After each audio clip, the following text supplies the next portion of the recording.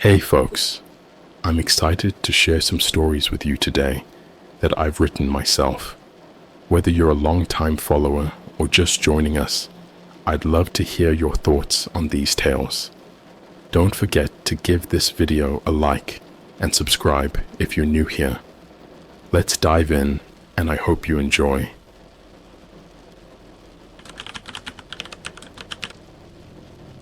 I found my doppelganger on the dark web, and now it's trying to take my place.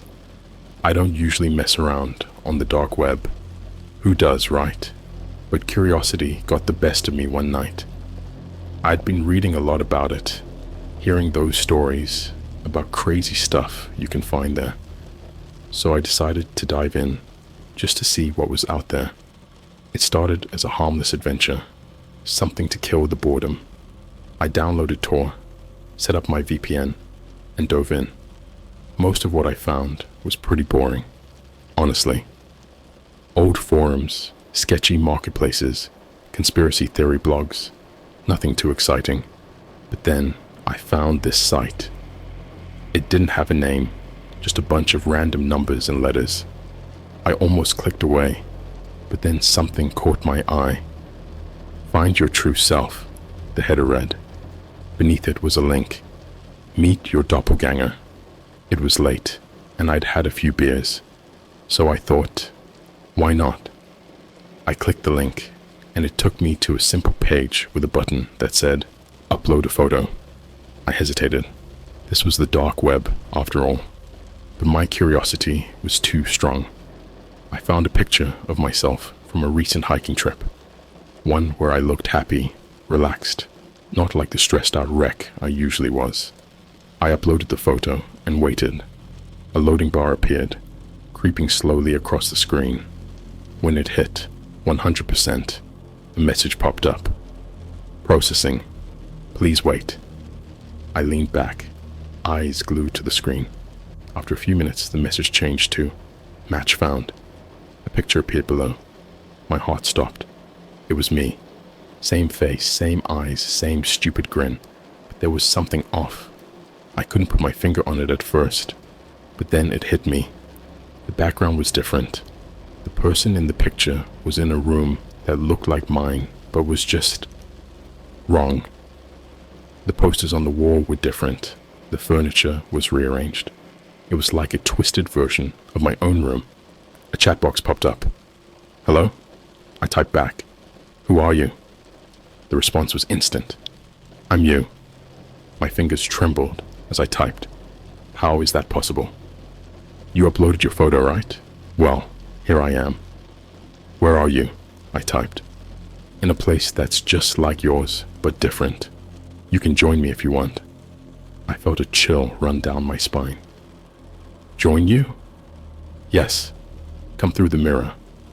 I laughed nervously. This had to be a joke. Very funny, I typed. Nice try. Look behind you, came the response. I froze. The room was dark, illuminated only by the glow of my computer screen.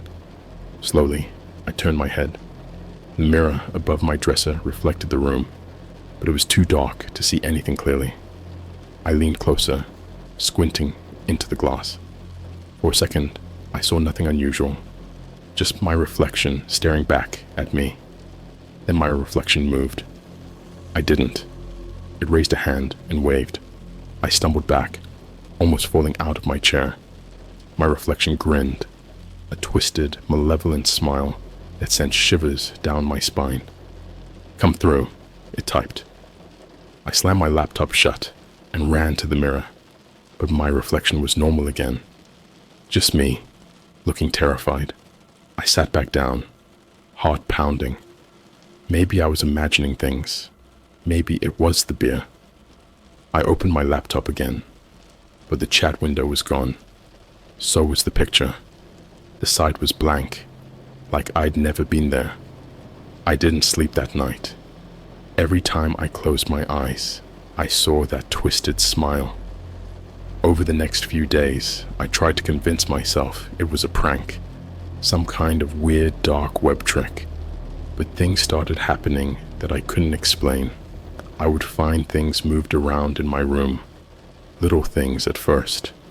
My toothbrush would be in a different spot. My clothes would be rearranged. Then it got worse. One night, I woke up to find my closet door open. I always closed it before bed. Always. I got up, heart pounding, and shut it. As I turned back to my bed, I saw it. A shadow in the mirror. It was faint, but it was there. And it was watching me. I didn't know what to do. I thought about telling someone, but who would believe me? Hey, I found my doppelganger on the dark web, and now it's haunting me. Yeah, right. So I tried to ignore it. I avoided the mirror, kept my room locked, and hoped it would go away. But it didn't. It got bolder. One night, I woke up to find it standing at the foot of my bed, my own face grinning down at me. I couldn't move, couldn't scream. It leaned down, whispering in my ear. Come through the mirror, it said. Join me. I don't remember what happened next. I must have blacked out because the next thing I knew, it was morning and I was alone. But the words echoed in my mind over and over. Come through the mirror. I knew I had to do something. I couldn't live like this. So I did the only thing I could think of. I went back to the dark web. I found the site again, but it was different this time. There was no upload button, no chat box, just a single message. Too late. My screen went black. The power in my house went out. I was plunged into darkness. I stumbled around, trying to find my phone, but it was gone. Panic set in. I felt my way to the door, but it wouldn't budge. I was trapped. Then I heard it. A whispering voice coming from the mirror. Come through. Join me. I didn't have a choice. I had to face it. I turned towards the mirror, heart pounding. In the darkness, I could see its outline. Faint, but there. It moved closer, stepping out of the shadows. Join me, it whispered again. I stepped closer, my reflection mirroring my movements. I reached out, hand trembling. My fingers touched the glass, and it was cold, so cold. The mirror seemed to ripple under my touch, like water. And then, it pulled me in. I felt myself being dragged through the glass, into the darkness. My reflection's grin widened, eyes gleaming with malice. I tried to scream, but no sound came out. I was engulfed by the darkness, and the last thing I saw was my own face, twisted and malevolent, staring back at me. I don't know where I am now. Everything is different, twisted. The room looks like mine, but it's not. The furniture is wrong. The posters are different. In the mirror, it's gone. I'm trapped here, in this twisted version of my life, with no way out. And my doppelganger? It's out there, living my life, taking my place. And there's nothing I can do to stop it. I've been here for days, maybe weeks. Time doesn't seem to work the same way it used to. It's like living in a nightmare that never ends. This place, it looks like my world, but everything is just slightly off. The colors are duller, the air feels heavy, and there's this constant hum, like a distant droning whisper that I can't quite tune out. I spent the first few days searching for a way back. I tried everything, pounding on the walls, screaming for help, even breaking the mirror that pulled me in. But it didn't matter. I was stuck. I had to face the truth. This was my reality now.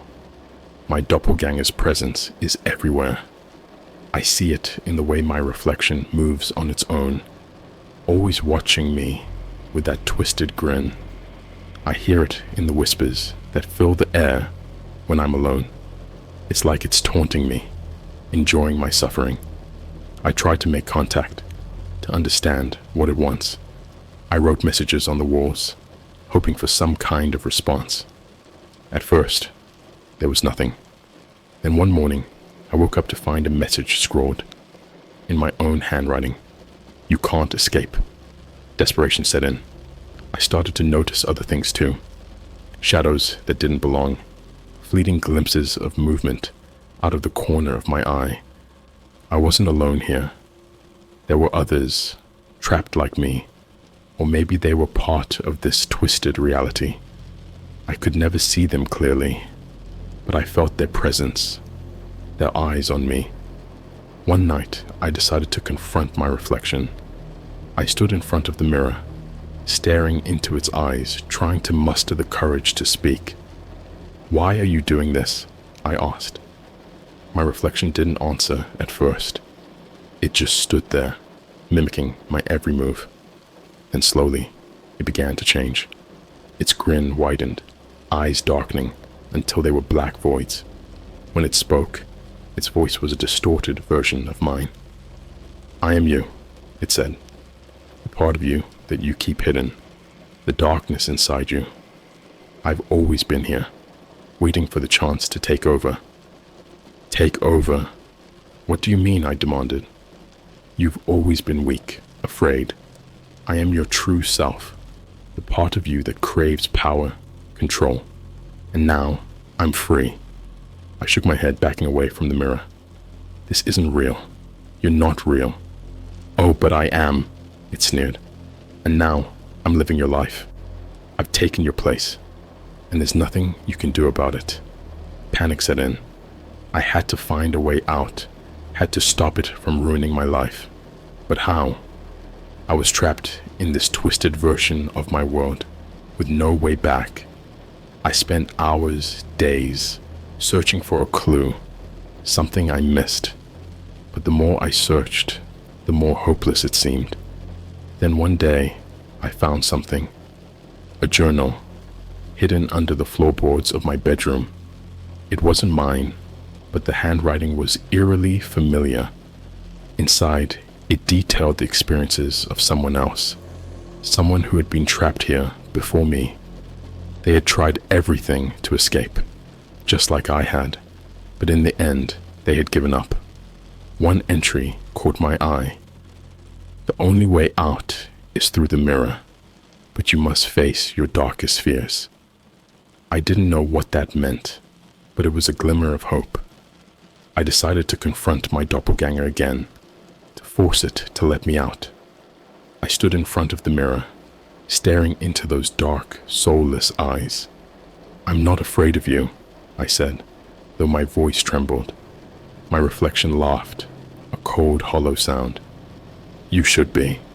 I took a deep breath, trying to steady myself. "You said the only way out is through the mirror. What does that mean?" "It means you must face your fears, confront the darkness within you. Only then can you escape." I didn't understand, but I had no choice. I had to try. I closed my eyes, focusing on my fears, the things I kept hidden, the darkness inside me. I thought about my insecurities, my failures, the times I had let people down, the fear of being forgotten, of being alone. When I opened my eyes, the room had changed. It was darker, colder. The shadows seemed to move, closing in around me. My reflection was gone, replaced by a twisted version of myself, a monster born of my darkest thoughts. "Face me," it whispered. I took a step forward, then another.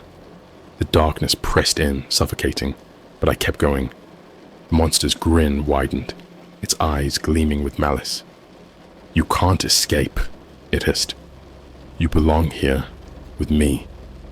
"No," I said, my voice firm. "I don't belong here. This isn't my life." I reached out, touching the mirror. The glass was cold, but it felt different this time. It rippled under my touch, just like before. I took a deep breath and stepped through. The world shifted around me, the darkness pulling away. I stumbled, falling to my knees, gasping for breath. When I looked up, I was back in my room, my real room. The colors were vibrant, the air was light. It was over. I was free. Or so I thought. As I stood up, I caught sight of myself in the mirror. My reflection was normal, but there was something in its eyes, a lingering darkness. I knew it wasn't over. The doppelganger was still out there, watching, waiting, and I knew it would be back. I thought escaping that twisted world meant I was safe. For a few days, I tried to convince myself that everything was back to normal, but deep down, I knew better. The darkness in my reflection's eyes haunted me. Every time I caught a glimpse of myself in a mirror or a window, I felt that malevolent presence watching me, waiting for the right moment to strike. It started with small things, just like before. Items in my room would move, clothes would be misplaced, and doors would be left open that I knew I had closed. I tried to brush it off as paranoia, but it was hard to ignore. The feeling of being watched was constant, and I couldn't shake the sense of dread. One night, I decided to test my theory. I placed a small object, a coin, on my dresser and made sure everything else in the room was in its usual place. Then I went to bed, leaving the lights on, hoping to catch whatever was messing with me. I lay there, staring at the ceiling, waiting for something to happen. It was around 3 a.m. when I heard it, a faint shuffling sound. My heart raced, and I forced myself to stay still, pretending to be asleep. The sound grew closer, and I could hear soft footsteps, almost imperceptible, moving around the room. I wanted to open my eyes, but fear kept them shut. Suddenly, the footsteps stopped, right next to my bed. I felt a presence looming over me, a coldness that chilled me to the bone. Slowly, I cracked one eye open, just enough to see without giving myself away. There, standing over me, was my doppelganger.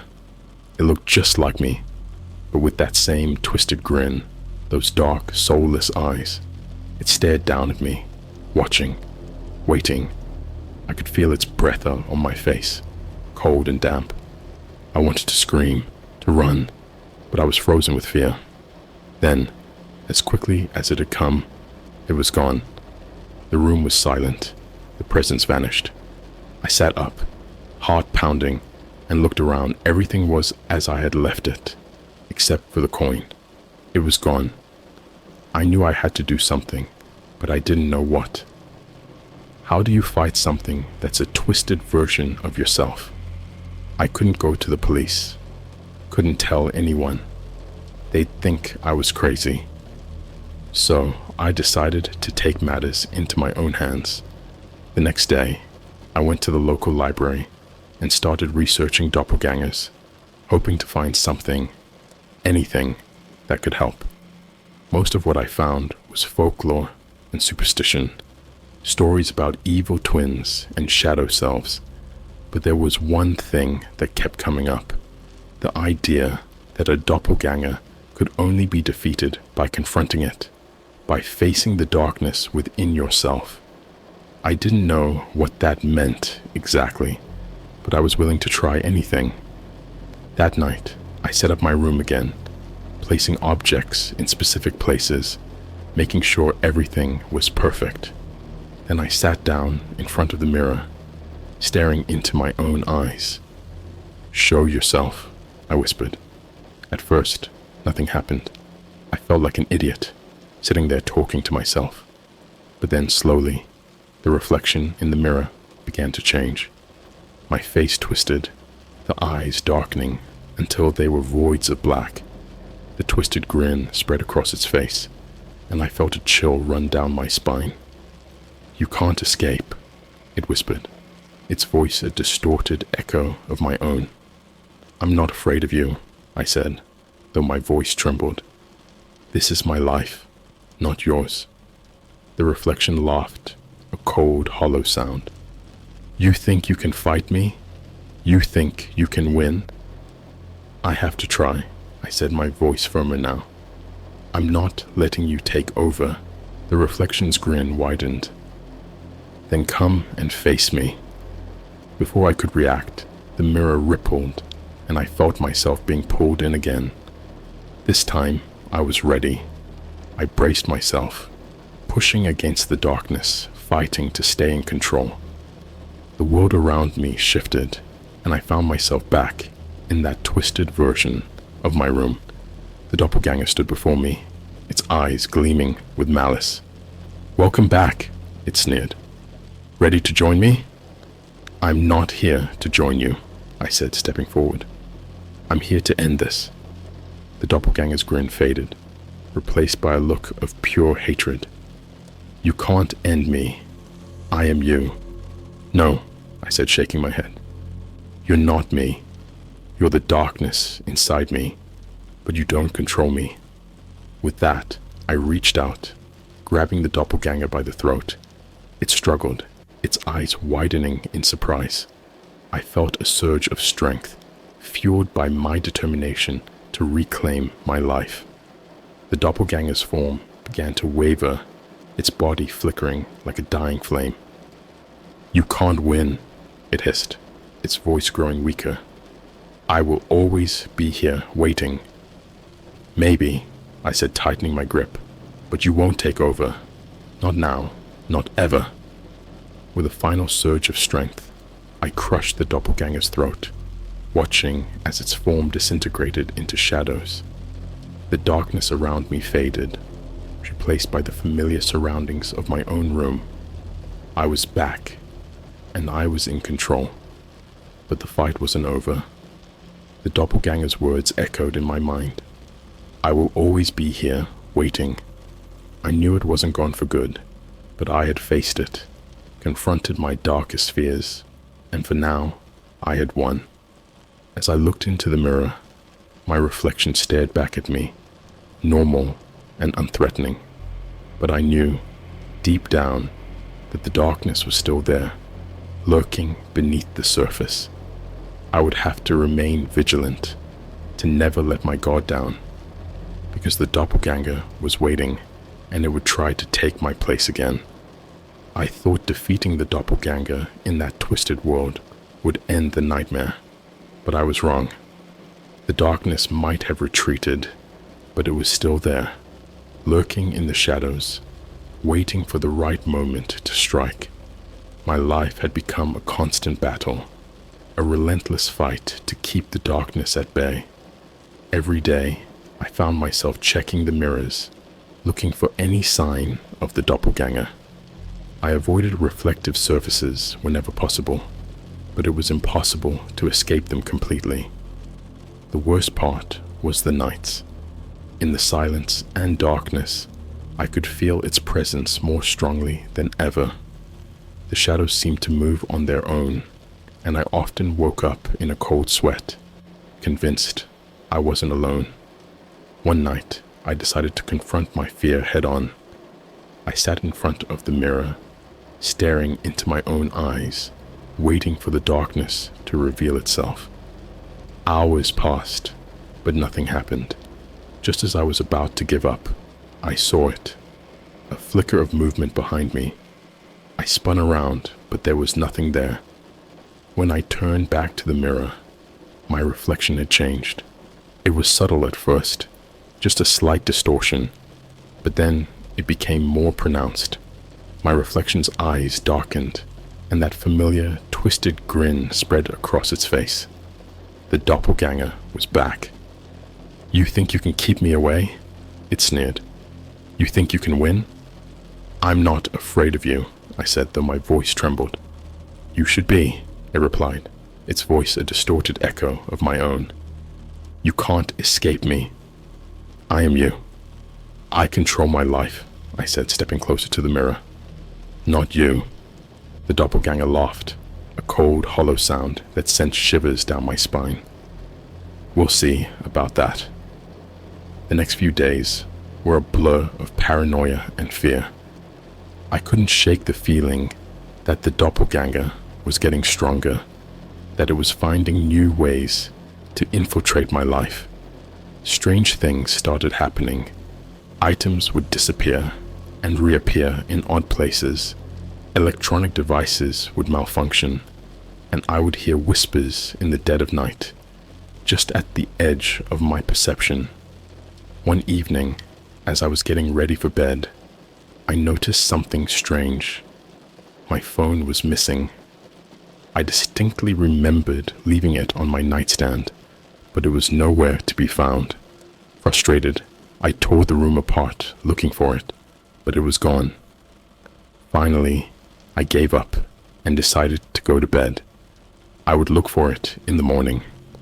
As I lay in bed, I heard a faint buzzing sound. My phone. It was coming from the closet. My heart raced as I got up and slowly approached the closet door. The buzzing grew louder, more insistent. I took a deep breath and yanked the door open. There, on the floor of the closet, was my phone. The screen was lit up, showing an incoming call from an unknown number. Hands trembling, I picked it up and answered. "Hello?" I said, my voice barely above a whisper. There was no response, just a faint, distorted breathing on the other end. I felt a chill run down my spine. "Who is this?" I demanded. The breathing stopped, and for a moment there was silence. Then a voice spoke, low and menacing. "Did you really think you could escape me?" I dropped the phone, my heart pounding in my chest. The doppelganger was more powerful than I had realized. It wasn't just confined to mirrors anymore.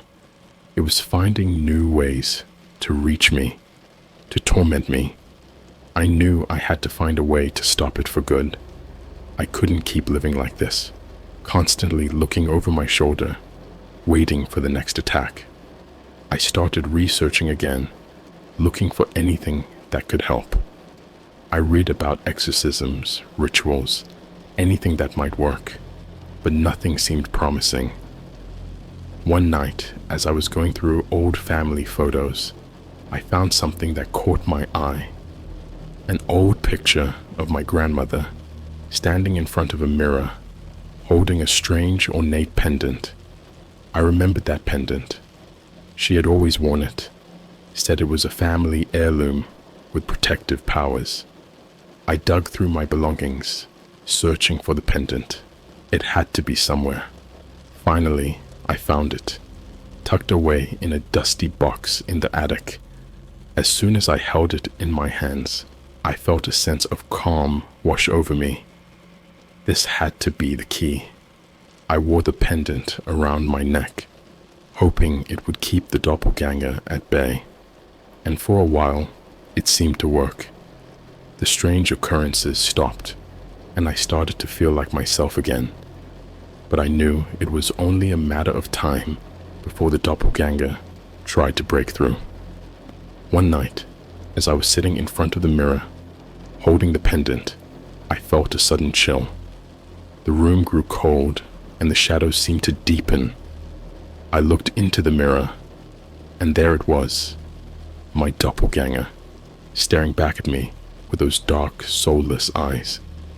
"This ends now," I said, clutching the pendant tightly. The doppelganger's grin faded, replaced by a look of pure hatred. "You can't stop me," it hissed. "I am you." "No," I said, my voice steady. "You're just a twisted version of me, and I won't let you take over." I held the pendant up to the mirror, and it began to glow with a faint, eerie light. The doppelganger recoiled, its form flickering and wavering. "What are you doing?" it screeched. "I'm taking back control," I said.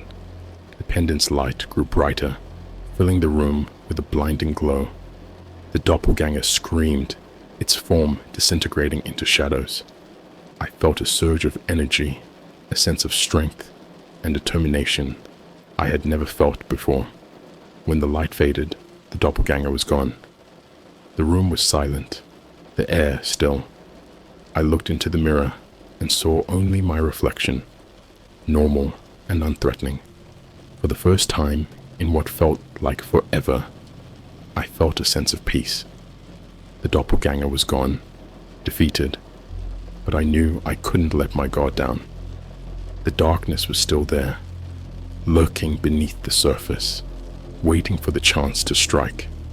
I would have to remain vigilant, to keep the pendant close, to never let the darkness take over again, because the battle was far from over. The days that followed felt surreal. For the first time in months, I experienced a semblance of normalcy. The pendant seemed to work, its protective aura keeping the doppelganger at bay. I resumed my daily routines, went back to work, and even started seeing friends again. But a part of me remained on edge, always looking over my shoulder, always wary of reflective surfaces. Despite the calm, I couldn't shake the feeling that it wasn't over. The doppelganger had been a part of me, a manifestation of my darkest fears and insecurities. It had shown me a side of myself that I never wanted to see again, but ignoring it wasn't an option. I had to confront it head on to ensure it never had the chance to return. One evening, while sitting in my room, I felt an overwhelming sense of dread. It was as if the air had become heavy, almost suffocating. I clutched the pendant, feeling its warmth against my skin. My reflection in the mirror seemed normal, but I couldn't help but feel that something was off. I decided to take a walk, hoping fresh air would clear my mind. As I stepped outside, the evening air felt crisp, almost invigorating. I walked aimlessly, lost in thought, until I found myself at the old abandoned house at the edge of town. It had been a place of local legend, rumored to be haunted, but I had never given it much thought. Tonight, though, it seemed to call to me. I approached the house, my heart pounding.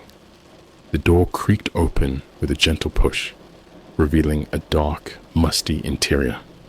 Dust motes floated in the air, caught in the fading light of dusk. I stepped inside, the floorboards groaning under my weight. As I explored the house, I felt a familiar presence. The air grew colder, and I knew I wasn't alone. In a corner of the living room, an old cracked mirror caught my eye. It seemed out of place, too pristine for the decaying surroundings. I approached it cautiously, my reflection staring back at me. Then it happened. My reflection twisted, morphing into the doppelganger. Its eyes were as dark as ever, its grin malevolent. "You think you can escape me?" it hissed. "You think you can hide behind that pendant?" I held the pendant up, but this time, it didn't glow. Panic surged through me. The doppelganger's grin widened. "The pendant won't save you forever," it said. "You can't hide from yourself." Desperation filled me. "What do you want?" "I want what was always mine," it replied. "I want control." "No," I said, my voice trembling but resolute. "You don't control me. I won't let you." The doppelganger laughed, a cold, hollow sound that echoed through the empty house. "You can't fight what you are." With a surge of determination, I stepped closer to the mirror. "I'm not you," I said.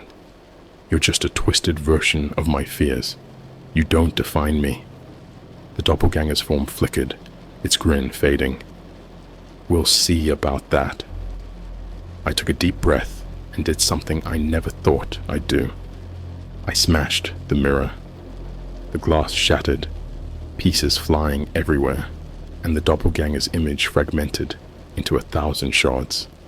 For a moment, the house was filled with a blinding light, and I felt a powerful force pulling at me, like a vacuum. When the light faded, I found myself on the floor, surrounded by broken glass. The pendant around my neck was glowing faintly, its warmth comforting. I stood up, feeling a sense of finality. The house was silent, the air still. I knew the doppelganger was gone, defeated for good this time. As I walked out of the house, I felt a weight lift off my shoulders. The battle was over, and I had won. but I knew that vigilance was necessary. The darkness within me would always be there, a part of my psyche, but it no longer held power over me. I went back to my life, carrying the lessons I had learned. The pendant remained a constant reminder of the battle I had fought and won. I continued to face my fears, to confront the darkness within me, knowing that I had the strength to overcome it. And every now and then, when I caught a glimpse of myself in a mirror, I saw my own reflection, clear and unthreatening. I knew that as long as I stayed vigilant, as long as I confronted my fears head on, I would remain in control. The doppelganger was a part of me, but it no longer defined me. I had reclaimed my life, and I was determined to live it to the fullest, free from the shadows of my past.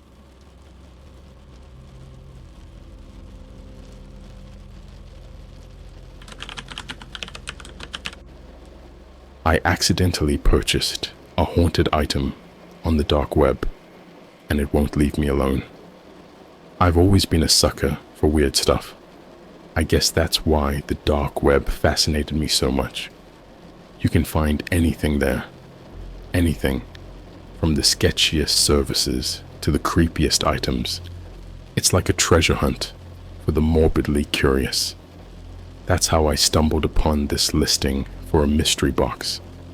The description was vague, but that was part of the allure. The seller promised it would be an experience I'd never forget. I should have taken that as a warning. When the package arrived, it was just a plain brown box, taped up like any other package. My heart raced as I cut it open. Inside, there was an old wooden box, intricately carved with strange symbols.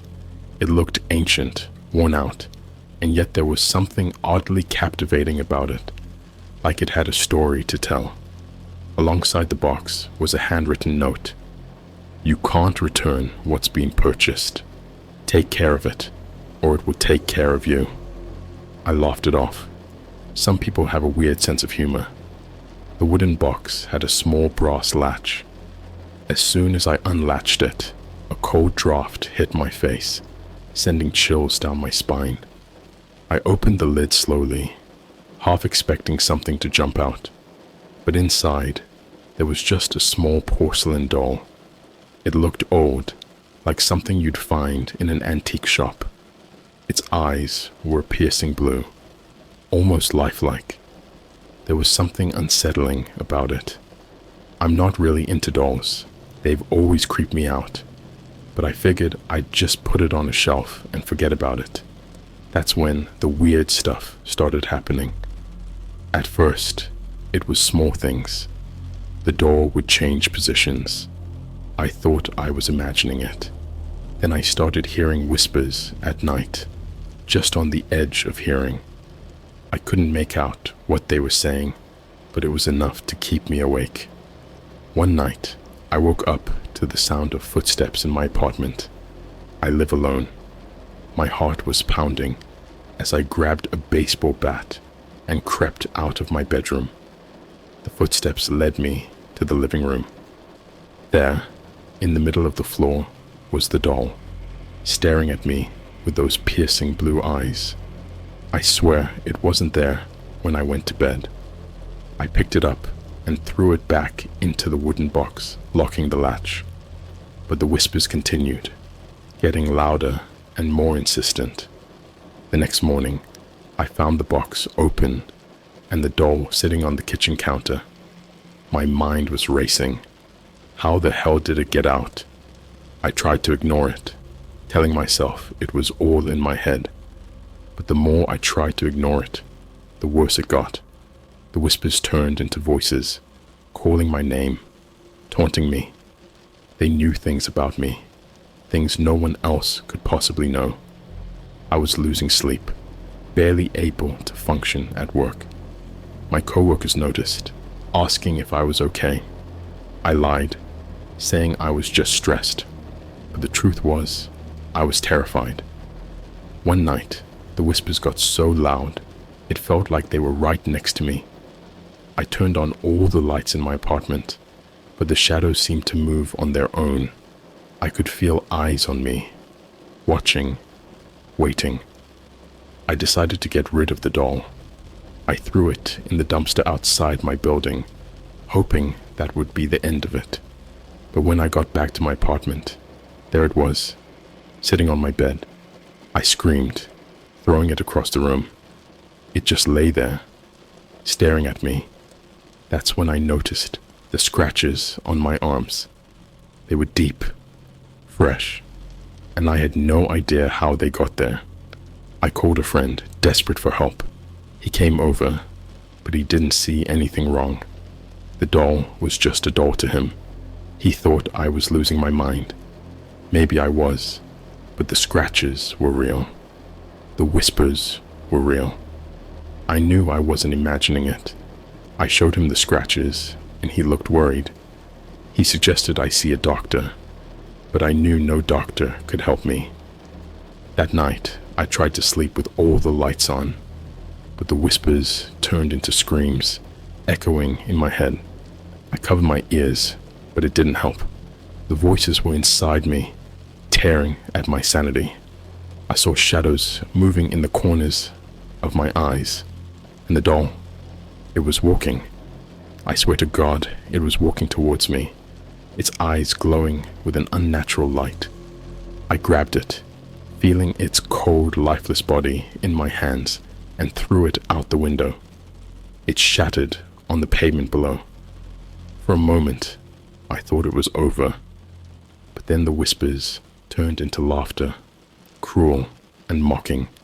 The pieces of the doll were gone when I checked the next morning, and on my bed, there it was again, whole and staring at me with those damned blue eyes. I'm at my wit's end. I don't know what to do. The doll is always there, watching, waiting. The whispers won't stop. I'm scared to sleep, scared to stay awake. I feel like I'm losing my mind. If anyone out there has any idea how to get rid of this thing, please, I'm begging you, help me. I don't know how much longer I can take this. I spent the next few days researching everything I could about haunted items, forums, articles, even contacting so-called paranormal experts. The more I read, the more hopeless I felt. The stories were all the same. People driven to madness, unable to escape the torment of their cursed objects. Some said you had to appease the spirit. Others suggested burning the item, but none of it seemed to work. The doll's presence became more oppressive. It was no longer just the whispers and the occasional scratches. I started seeing things, dark shapes in the corners of my vision, figures standing at the foot of my bed at night. My apartment felt colder, the air thick with an unnatural chill. I couldn't even bring myself to leave the house anymore. The fear was paralyzing. One evening, as I was scrolling through yet another forum, I found a post from someone who claimed to have dealt with a similar situation. They mentioned a ritual to banish spirits attached to objects. It sounded like a load of crap, but I was desperate. I noted down the steps, gathered the supplies, and prepared myself. The ritual required me to cleanse the item in salt water, burn sage, and recite a specific chant. I filled a basin with salt water and dunked the doll in, feeling a strange resistance as I did. The whispers grew louder, more frantic. I lit the sage, the pungent smoke filling my small apartment. As I began the chant, the room seemed to darken. The shadows grew longer, the air colder. Halfway through the chant, I felt a sharp pain in my chest. It was like something was clawing at my heart, trying to rip it out. I doubled over, gasping for breath. The doll's eyes seemed to glow brighter, filled with a malevolent light. I forced myself to continue, pushing through the pain. The whispers turned into screams, echoing through my skull. Suddenly, everything stopped. The room was silent, the air still. I looked up, the doll lying lifeless in the basin. For the first time in days, I felt a glimmer of hope. Maybe it was over. Maybe I had finally done it. I took the doll out of the water, wrapped it in a cloth, and buried it deep in the woods behind my apartment. I wanted it as far away from me as possible. That night, I slept peacefully for the first time in weeks. No whispers, no shadows, just silence. I woke up feeling more rested than I had in a long time, but my relief was short-lived. When I went to the kitchen for breakfast, there it was, sitting on the counter, dripping with salt water. My heart sank. I knew then that there was no escaping it. The next few days were a blur. The whispers came back, louder and more insistent. The shadows grew darker, more defined. I could feel the doll's presence everywhere I went. It was like a weight pressing down on my soul. I stopped eating, stopped sleeping. I was a wreck, barely able to function. One night, as I lay in bed, I heard a voice, clear, distinct, and coming from the doll.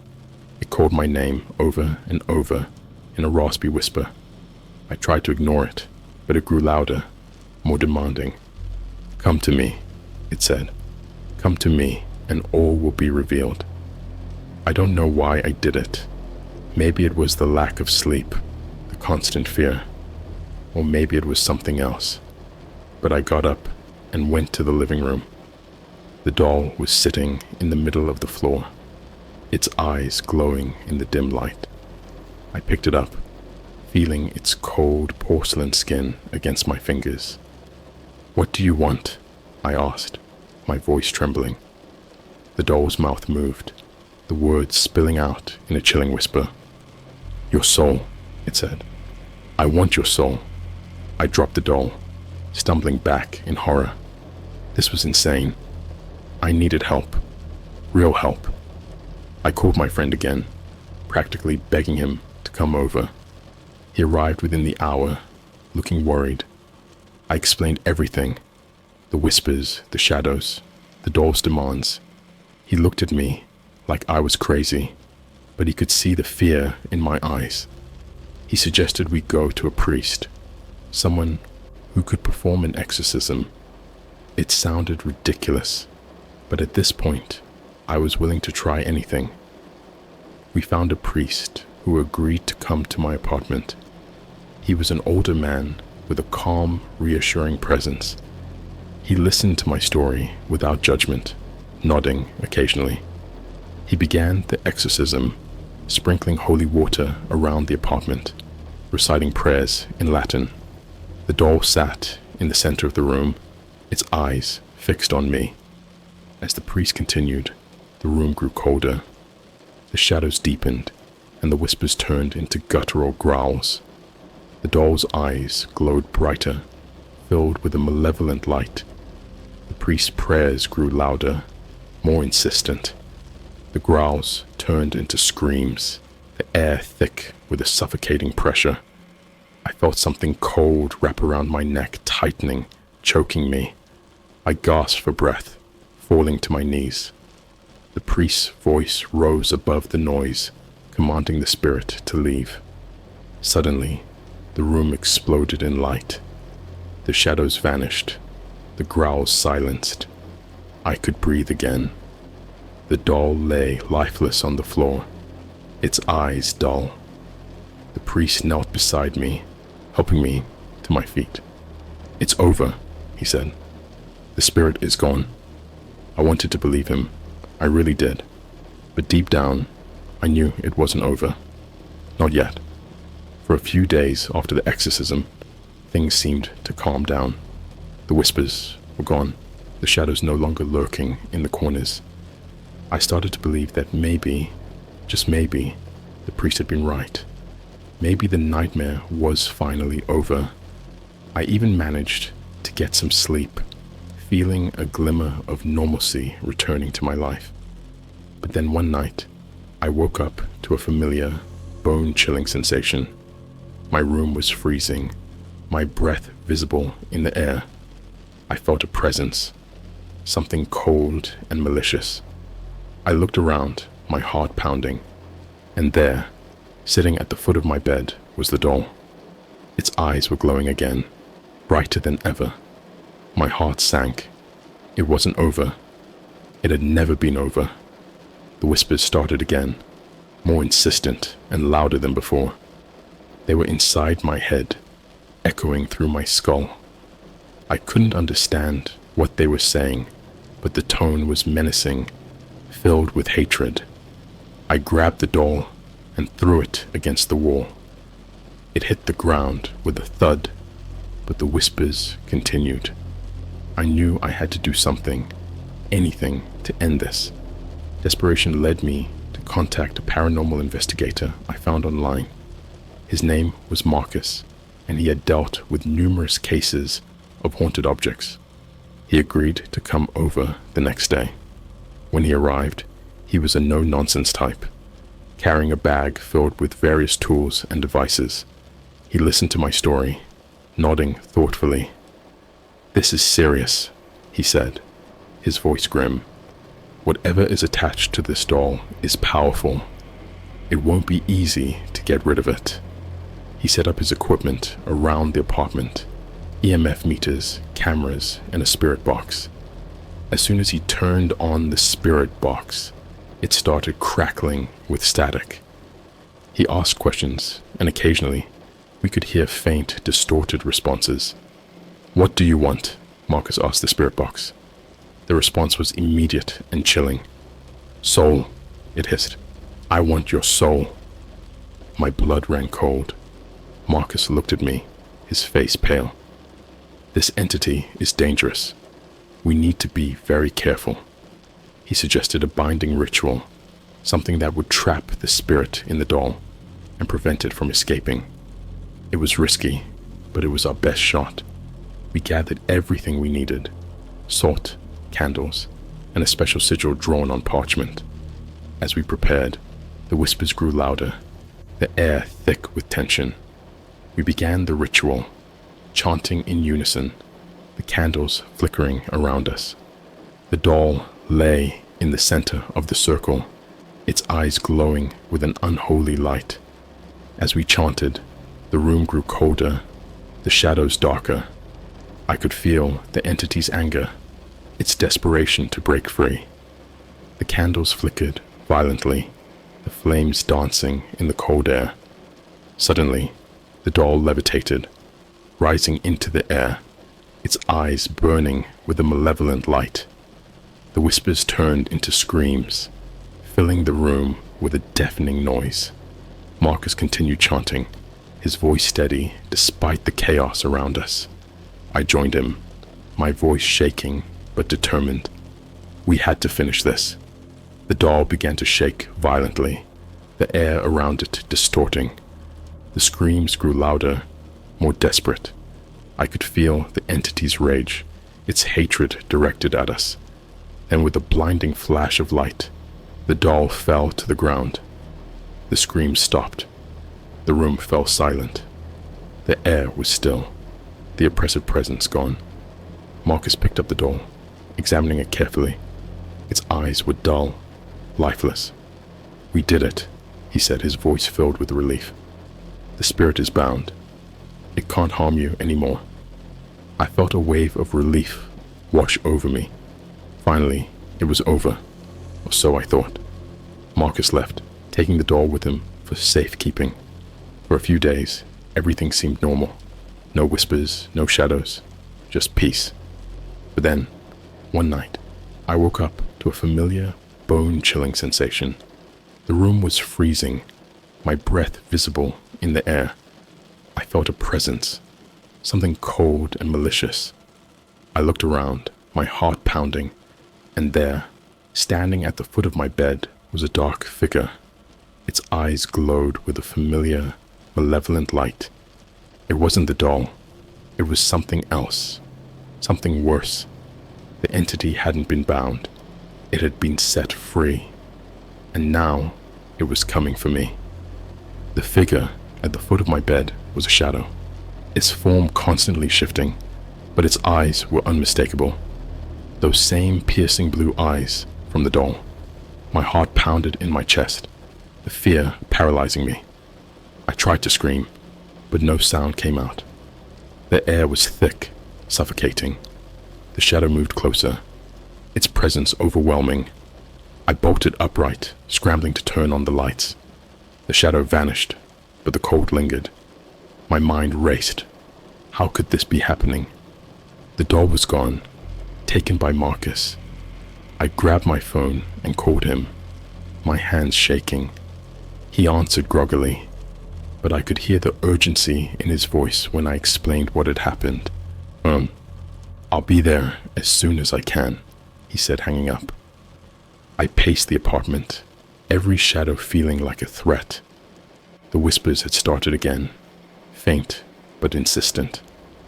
I tried to block them out, focusing on the sound of my breathing, but they grew louder, more demanding. When Marcus arrived, he looked more worried than before. "This isn't just a haunted item," he said, setting up his equipment again. "This is something far worse. We need to find out what it wants." We sat in my living room, the spirit box crackling with static. Marcus asked questions, his voice steady. "What are you? What do you want?" The response was immediate, the voice clear. "Soul," it hissed. "I want your soul." Marcus looked at me, his expression grim. "We need to know more. There has to be something we're missing." He set up a camera and began recording, hoping to capture any activity. As we sat in the dark, the whispers grew louder, the temperature dropping.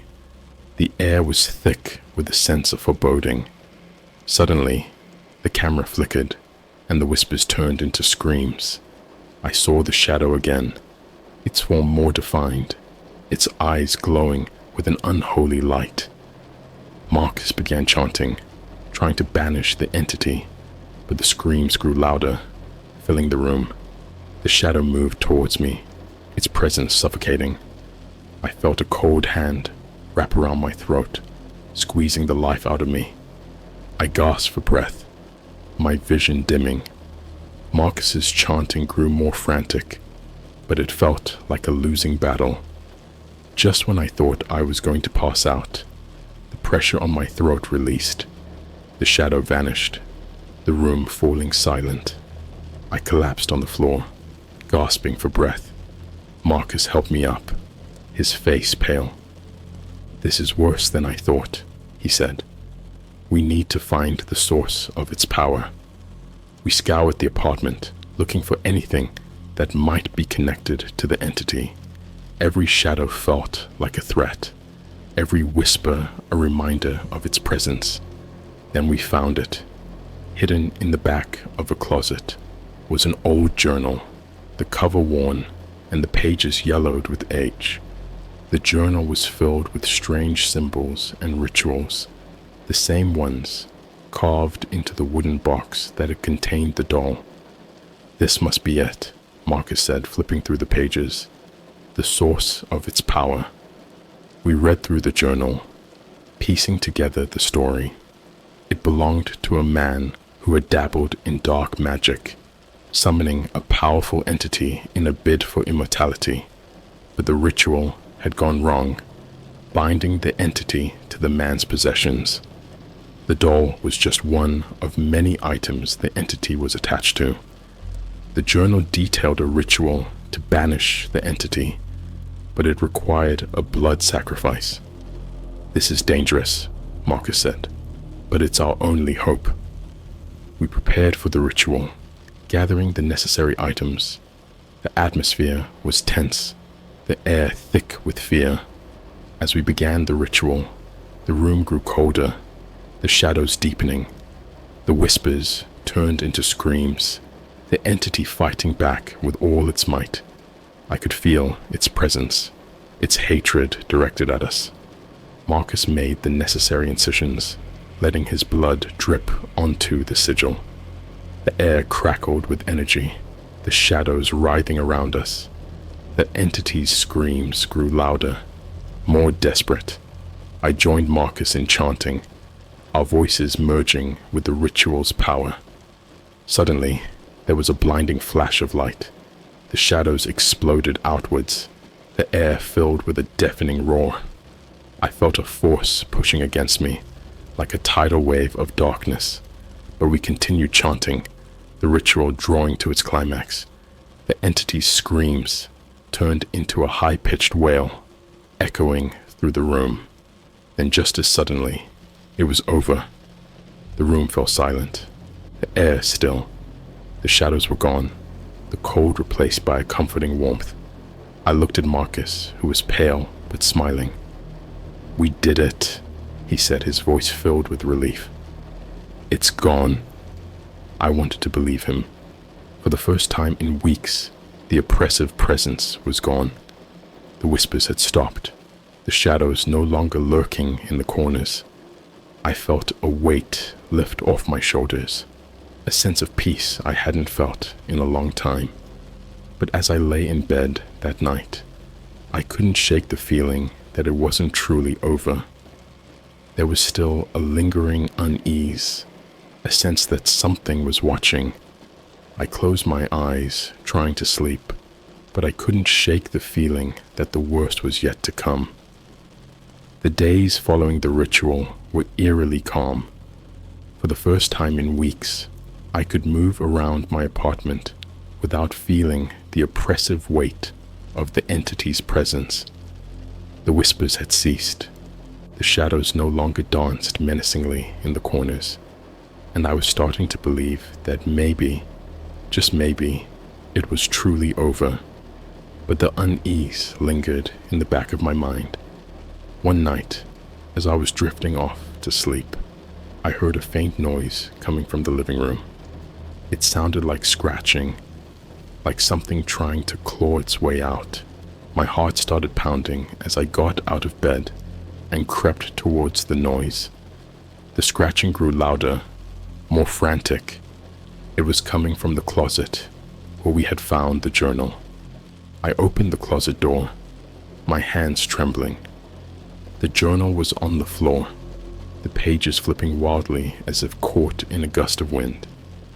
The symbols on the pages glowed faintly, and I felt a cold breeze wash over me. I knew then that the entity was still here, trapped but not defeated. I called Marcus, explaining what was happening. He arrived quickly, his face set with determination. "We must have missed something," he said, flipping through the journal. "There has to be a final step to banish it completely." As we scoured the journal, we found a section we hadn't seen before. It detailed a final confrontation, a direct challenge to the entity. The instructions were vague, filled with cryptic symbols and warnings. It required us to face the entity in its true form and force it to reveal its true name. Only then could it be banished forever.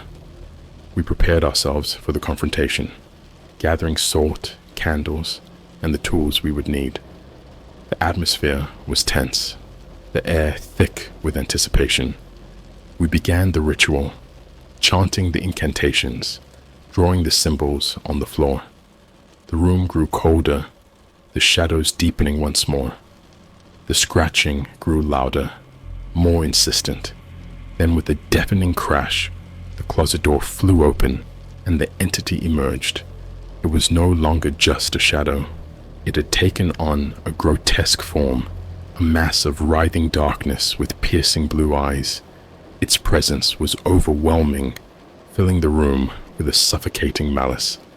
Marcus and I stood our ground, continuing to chant, demanding that the entity reveal its true name. The entity roared, the sound reverberating through my skull. It lunged at us, but the salt lines held, keeping it at bay.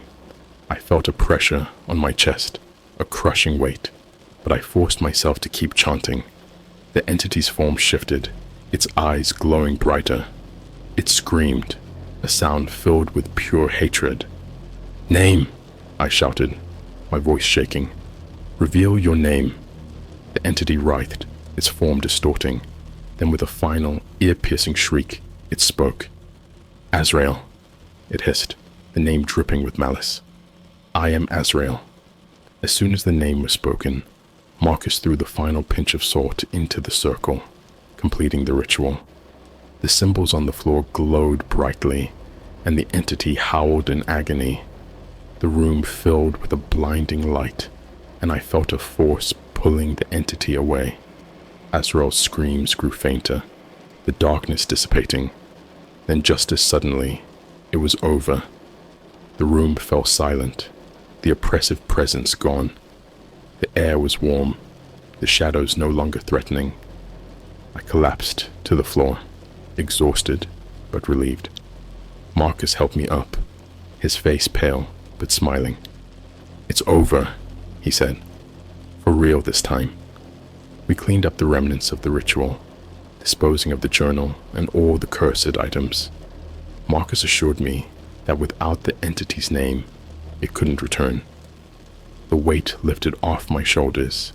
I felt a sense of peace I hadn't known in a long time. Life slowly returned to normal. The whispers were gone, the shadows no longer menacing. I started sleeping through the night, my fear gradually fading.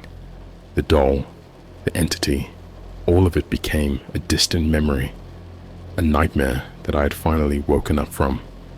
But sometimes, late at night, I still feel a cold breeze and catch a glimpse of a shadow moving out of the corner of my eye. I remind myself that Azrael is gone, banished forever, but deep down, I know I'll always carry a piece of that darkness with me. I learned the hard way that some things should never be tampered with, that some doors should never be opened, and though the entity is gone, the scars it left behind will never truly heal. As a final precaution, I moved to a new apartment, leaving behind the place that had been tainted by Azrael's presence. I changed my habits, avoiding anything remotely connected to the dark web. I knew better now. The curiosity that had led me down this path had been burned away by terror and suffering. I wish I could say that I lived happily ever after, but the truth is, I'll always be haunted by what happened. Not by a doll or a shadow, but by the knowledge that there are things in this world we can't understand, things that watch and wait for a moment of weakness. And if you're ever tempted to explore the dark corners of the internet, remember my story. Some things are better left unseen, some mysteries left unsolved.